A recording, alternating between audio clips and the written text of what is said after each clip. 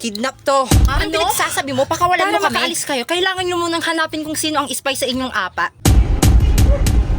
Galingan nyong maghanap kasi kung nahanap nyo, ang tatlo ay makakalabas at ang spy ay maiiwan dito. Pero kung mali naman ang mahahanap nyo, ang spy ang makakalabas at tatlo sa inyo ang maiiwan. So bumunot na kayo ng words nyo. May tatlong words dito na magkakapareho at ang isa ay mapupunta sa spy. Para malaman ang spy, kailangan nyo lang i-describe ang mga words na nakuha nyo. Ito ay kumakain ng palay, mais, feeds, insekto, at mga may uod. pakpak ito at maraming feathers.